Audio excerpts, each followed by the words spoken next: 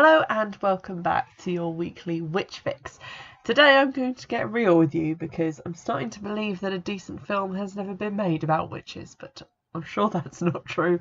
I have seen good films about witches, but unfortunately those are the films that I have elected not to review because everyone already knows about them, like The Craft, Witches of Eastwick, and the Witch, or The Witch. So unfortunately I'm left with piles of garbage like what I have just sat through. So what we're looking at today is Wake the Witch, a film released in 2009, put on DVD in 2011.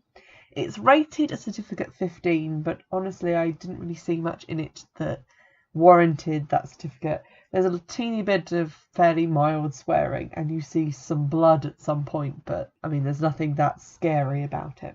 It is apparently a Girl Meets Monster production, and I've never heard of those people, but several of the reviews that I uncovered make reference to it being a locally produced student film, so that's probably why. I will also add that this DVD arrived when ordered from eBay dusty, which is not much of a recommendation, but I thought today being what it is and it not being very nice weather outside, I would take a chance of watching this film. So what we have on the box is no reviews whatsoever, and it lists it being in colour as one of the qualities of the film, which I find very strange.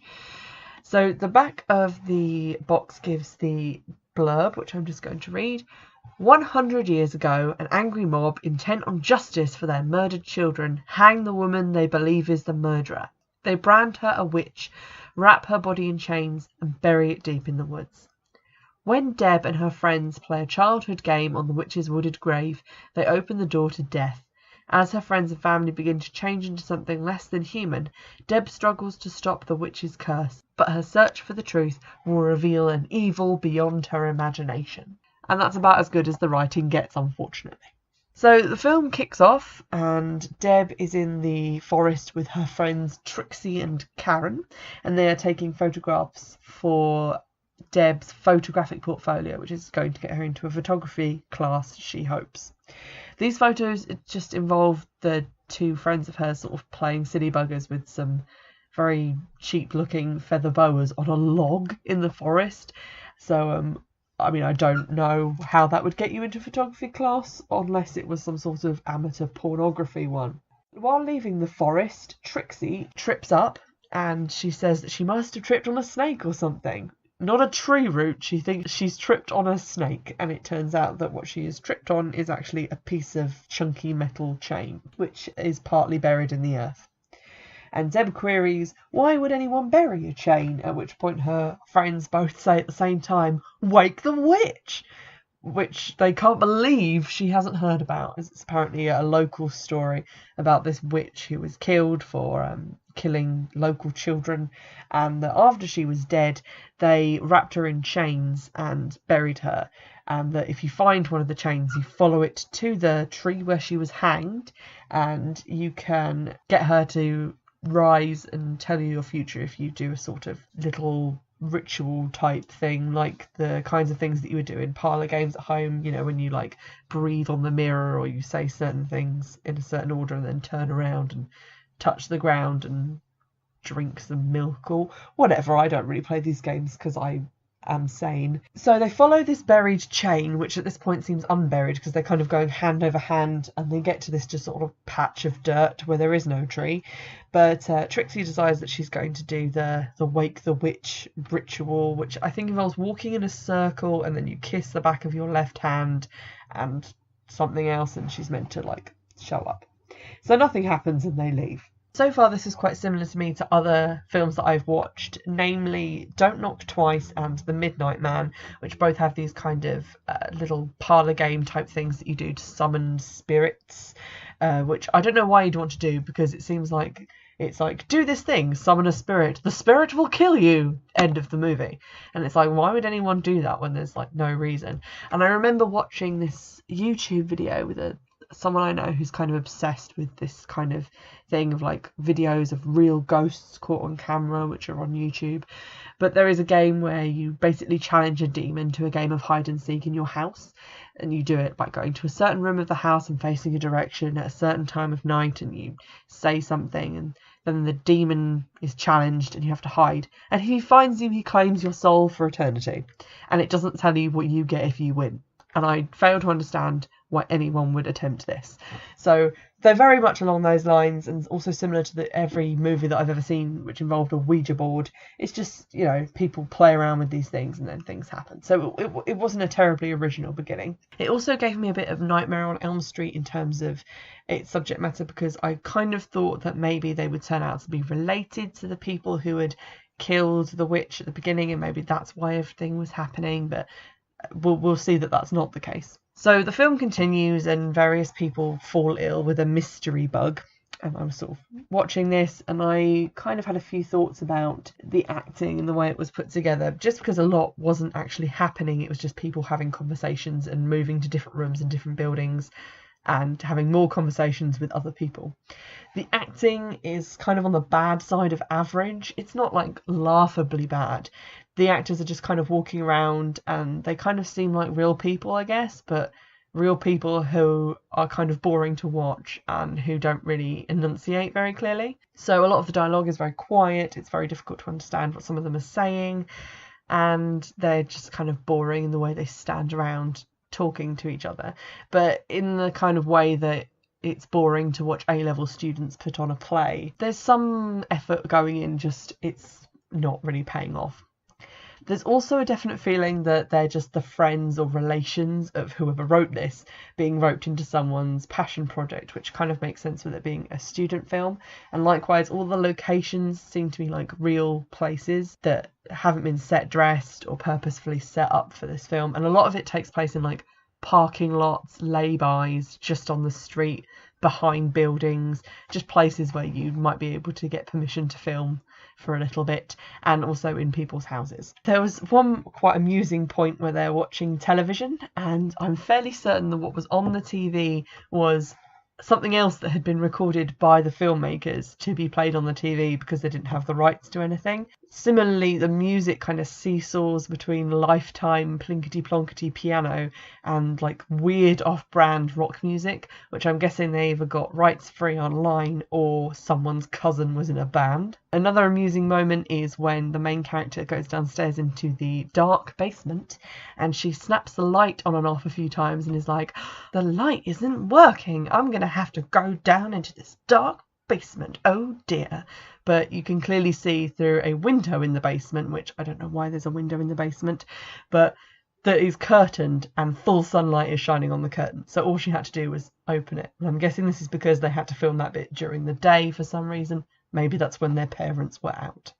So after doing the whole Wake the Witch thing, nothing really happens for a good long while. And then they go back to the woods to look for Karen's Razor flip phone, because her dad will kill her if she's lost it. And it's at this point that Trixie starts hearing this weird noise, which kind of sounds like crickets and crows, but put through a synthesizer and really, really loud. And she starts hearing this, and then her ears start to bleed, and she passes out. So they carry her back to the car, and then she has a seizure, and then she gets taken to hospital. This is followed then by more people coming down with this mysterious vomiting bug. The main character's brother Mark has it. Her mum picks it up. Then Trixie's entire family get it. So it's kind of spreading around. I wasn't really sure what this had to do with the witch, if anything. But there we go. The main character's boyfriend also cheats on her and she catches him, and that's also unrelated to the whole witch thing. So it just felt like a lot of stuff had been put into this that didn't really need to be there. And the running time is 114 minutes, which isn't short, but watching it made me feel like it was 1400 minutes long. And in the end, I had to resort to watching quite large sections of it on 2 times fast forward just to get through people standing in a room looking at each other and then looking down and then looking up and then looking up and down the street and wondering, maybe I should get in my car, and then slowly walking to their car and then getting in the car and then driving away. At one point there was and I'm not kidding here, a 30-second long shot of just the camera at a glass of water, which was not plot relevant in any way. Wasn't sure what that was about. It was just very boring. The filming itself is a bit odd because I don't think these people had lights. So when it's dark, it's very, very dark. And when it's well lit, it's still dark because it's only being lit by like one overhead light in a room or one candle or one lamp. And when they go outside at night, you literally can't see what's happening. You can just kind of see like the top of people's heads in the moonlight and where they're holding a torch. It also is shot quite a lot from a fixed camera. I'm not like a film technology person, but basically it looks like it's shot by they've set up a camera in the corner of the room and then acted in front of it, and then it's occasionally cuts to like a different shot from a different angle where they've set up the camera again and recorded. There aren't a lot of like panning shots or tracking shots or whatever they're called. The camera isn't moving at any point. It's not like following people. I think there are maybe one or two things that are like that in the film, but most of it is from this fixed camera. It's also very kind of like full scene. You don't get many close-ups or variations. There are a couple of very odd close-ups where someone's face like fills the whole screen but from the side while they're eating a bowl of cereal, and it's really odd. It's quite a weird choice. Aside from this, the dialogue is quite competently written. There weren't really any lines that made me kind of laugh or feel that they were ridiculous. It's written fairly fine. They talk like real people, even if what they're talking about is of very little interest to the viewer. At this point, the main character, Deb, goes to catch up with her brother Mark, his new apartment. He's not there, but she does meet a guy who I initially thought was called Brent, but then later on I thought I heard him get called Greg. More on Brent Gregg later. So she talks to him, and it turns out he's to do with the Historical Society, so he's mainly the source of the lore on the forest that they've been going to and the witch. 1 hour into this film and stuff started happening. It was weird stuff. It made not very much sense. Basically, Deb and Karen go back to the woods to look for the phone a second time. And while they're there, Karen is kidnapped by some guys in hoodies. And Deb is kind of cornered by her brother Mark, who blows on her face and then she passes out. And she wakes up in her car, like on the edge of the wood. And then she goes home because that was all normal and no one needs to talk about that ever again. It continues to plod on. This is a film that is far, far, far too long for the actual amount of content that they had. Also, nothing that's happening seems to involve the witch. We kind of go away from the witch story we heard at the beginning, and it's goes into more to do with this illness, and Brent/Greg shows up and tells Deb about an epidemic that happened in the 1930s where this contagion was found to have originated at the park. So the park was fenced in, and the only people who were ever in there after that were the hobos that originally lived there. And then he kind of reiterates the Witch of the Wood story from before, that she took kids and killed kids and that they then killed her, but he doesn't link that in with the contagion story at all, so it seems like those two things are sort of wildly unconnected. So I wasn't really sure at this point if this film was even about a witch, or if they just sort of made half of one film and then thought that they'd much rather make a zombie story instead. It's kind of implied that there's a bit of a cover-up, because when Greg/Brent starts asking these questions, he gets told to like shut up, and the police kind of warned Deb off investigating this. At this point, my dad came downstairs, so he started watching the last sort of hour of this film with me, and Brent/Greg turned up again, and they said his name, and I was like, okay, I think he is called Brent, that sounded like Brent, and then he said, I think it sounded like Ben. So I tried to turn subtitles on, only to find out that this does not have subtitles, but subsequent checking on IMDb shows that it was Brent. I was right all along. So I got that out of this film at least. At this point, Deb starts sort of randomly finding these big patches of cobwebs on random door handles around her house, and they're the kind of cobwebs that you buy in a packet from Asda at Halloween for like 99p, and you kind of stretch this like nylon material and it creates cobwebs. I have no idea what cobwebs had to do with the witch. It was not previously noted that she was a spider person, so this just confused the issue even more for me. 30 minutes left to go in the film. The witch is sighted briefly in a dream sequence. There are like 9 dream sequences in this film. and none of them are very interesting because it's all just the main character in the woods with a slightly different filter on the camera and people whispering, "Wake the witch, wake the witch, wake the witch." And I was like, she's woke. She got woked up in like the beginning 15 minutes of the film, pre-credits. So she's awake. Why are you telling her to wake her up? It's very confusing. This is also when the bloody violence that I was warned about on the cover happens, but I don't know if it counts as bloody violence if you can't tell what you're looking at, because all I saw was some blood on a bed and a lot of cobwebs. I mean, I'm not going to warn for that unless you just really hate the sight of fake blood. We also at this point find that the witch wasn't hanged, she was buried alive, because Deb goes into what looks to me like one of those little brick buildings, like electric substations. She goes through like a little trapdoor in that, and then bizarrely up a big flight of stairs, even though she's at ground level and it's a single-story hut. She goes up all these stairs and she finds her brother in a room with a sort of desiccated, mummified body wrapped in chains in a cage. And he says that the witch was buried alive in this little building and chained up because she saw something and tried to warn the town about it, but they didn't believe her, and then kids died, and so they blamed her for it, and she was sort of interred here. And that thing that she saw is that thing that's making the weird crow noise, and it's in this like big hole in the wall, which is all shadowy. And I was sitting there thinking, is it giant spiders? Is it aliens? Because he's making it sound like giant alien spiders, and I'm confused. Then Mark says that the witch being there, like chained up, has kept that thing imprisoned, and that the chains are also now helping because it doesn't like metal, this thing, whatever it is. And then he attacks Deb and she burns him with a tire iron. Honestly, at this point it was just so dark in there because there was only one candle to provide light, and I really wasn't sure what I was looking at all, so I can only guess as to what was happening. So I think she subdues Mark with her tire iron, and then there's sort of a rumbly earthquake effect, and the film kind of ends with her taking the chains off of the body and wrapping them around herself and sitting down in the cage in front of the hole in the wall, which is kind of doing creepy kid whispering, but in a way where I couldn't understand what they were saying.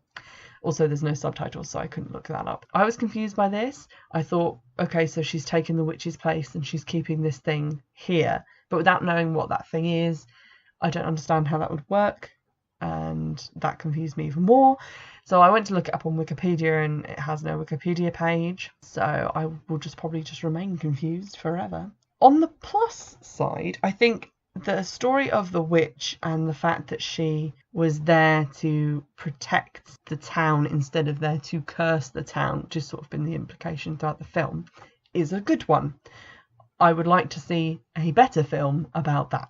And it makes sense if maybe there's like a spirit or something that she was keeping there, because if it's aliens, I don't really see how they're going to be stopped by just some chains on the ground. So I feel like there was a good idea buried in this somewhere, and that while the writing of the actual dialogue is fair and okay, the actual writing of the plot is not great and kind of veers wildly between different things. And then in the middle section of the film, which is about an hour and a half of the running time, just nothing happens of any interest whatsoever, and I really struggled to maintain any attention during that bit. Fortunately, I was also eating lunch, so that distracted me for a little bit. As with our other film, which was also not worthy of having a quote section of IMDb, there don't seem to be any quotes available on the internet for this. However, I have again found some reviews which I think neatly sum up how I feel about it, and these are taken from IMDb. Jera E gives it 2 out of 10 stars and says, "Awful, too strong a word, but pretty close to it." I give it 2 stars because one has to recognise that someone, somewhere, put a fair amount of work into this turd. But I'm sorry to say your work was in vain. The acting was really bad, with odd pauses and at best mediocre writing. Throughout most of the film, it feels like it was put together with a meat cleaver, so kudos to the editor.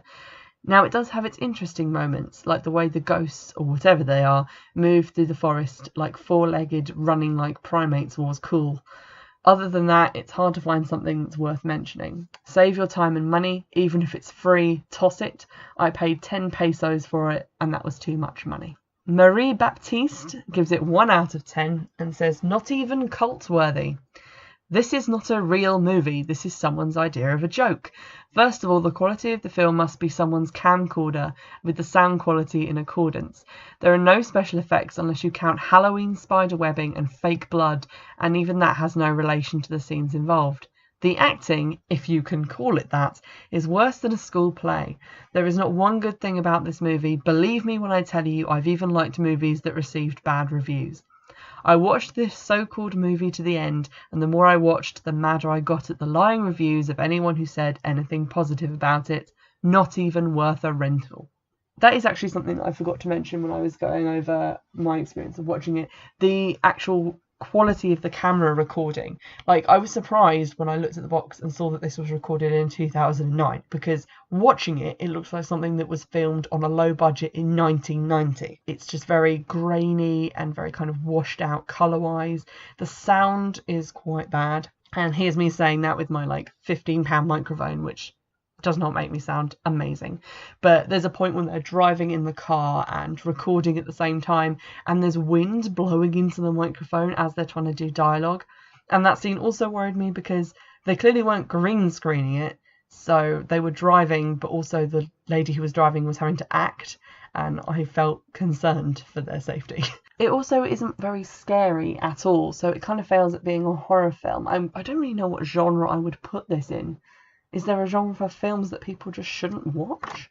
I suppose it makes an interesting watch if you want to look at something that is purely made by amateurs and made by people who aren't like in the professional field of filmmaking.